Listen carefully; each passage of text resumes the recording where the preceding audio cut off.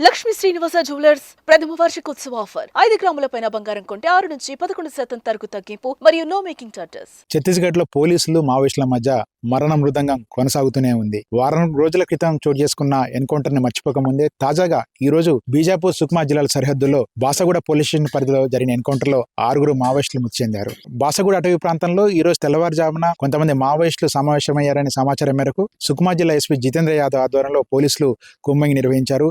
ఒకవైపు డిఆర్ఎఫ్ బలగాలు, మరోవైపు సిఆర్బీఎఫ్ బలగాలు, ఇంకోవైపు రాష్ట్ర ప్రత్యేక పోలీసు బృందాల ఆధ్వర్యంలో మావోయిస్టు శిబిరాన్ని చుట్టుముట్టడంతో ఇరుపక్షాల మధ్య 2 గంటల పాటు కాల్పులు చోటు చేసుకున్నట్లు అధికారులు చెప్తున్నారు. ఈ ఘటనలో 6 మావోయిస్టులు ఇప్పటివరకు చనిపోగా ఇంకా కాల్పులు కొనసాగుతూనే ఉన్నట్లు కూడా అధికారులు చెప్తున్నారు. ఈ ఎన్కౌంటర్ లో ఒక మావోయిస్టు డిప్యూటీ దళ కమాండర్ తో పాటు 6 చనిపోయినట్లు పోలీసు అధికారులు అధికారికంగా ప్రకటించారు.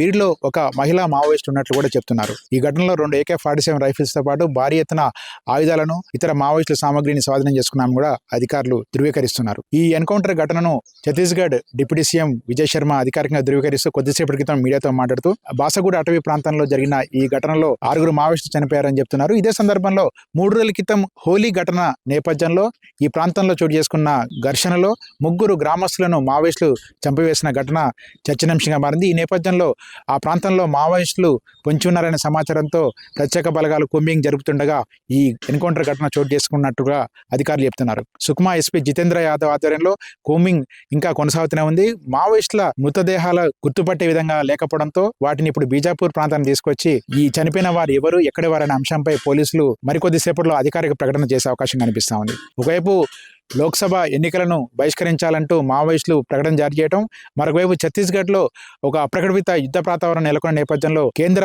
పోలీసు బలగాలు, కేంద్ర ఎన్నికల సంఘం ఆదేశాల మేరకు భారీ ఎత్తున మావోయిస్టుల ఎరివేత కోసం సాగుతున్న కూంబింగ్ ఆపరేషన్లో భాగానే ఈ ఘటన చోటు చేసుకున్నట్టుగా చెప్తున్నారు. ఏదేమైనా కానీ ఊహించని విధంగా 6 మావోయిస్టులు మృత్యువాత పడడం, వీరిలో ఒక డిప్యూటీ కమాండర్ ఉండడం మావోయిస్టులకు పెద్ద ఎదురుదెబ్బగా అని చెప్పవచ్చు. వరుస ఘటనలో మావోయిస్టులపై పోలీసులు పైచేయి సాధిస్తుండటంతో రానున్న రోజుల్లో ఎటువంటి ఉద్రిక్త పరిస్థితులు తలెత్తుతాయనే భావన ఛత్తీస్గఢ్లోని మావోయిస్టు ప్రభావిత ప్రాంతాల్లో వ్యక్తమవుతా ఉంది. ఇప్పటికే ప్రజలు బిక్కుబిక్కుమంటూ జీవనం సాగిస్తున్నారు.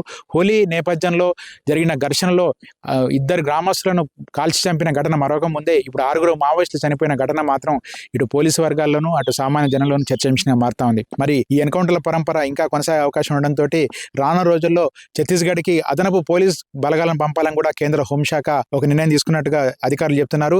అదనపు కేంద్ర బలగాలు తరలించి మరింతగా మావోయిస్టుల కోసం కూంబింగ్ను, వారి కోసం వేటను విస్తృతం చేయాలని కూడా కేంద్ర ప్రభుత్వం ఆదేశాలు జారీ చేసినట్టుగా అధికారులు చెప్తున్నారు. మొత్తం మీద ఈరోజు చోటు చేసుకున్న బాసగూడ ఎన్కౌంటర్లో 6 మావోయిస్టులు చనిపోవడం, ఇంకా కూంబింగ్ కొనసాగుతుండడం మాత్రం అక్కడ నెలకొన్న ఉద్రిక్త పరిస్థితికి ప్రత్యక్ష ఉదాహరణగా చెప్పవచ్చు.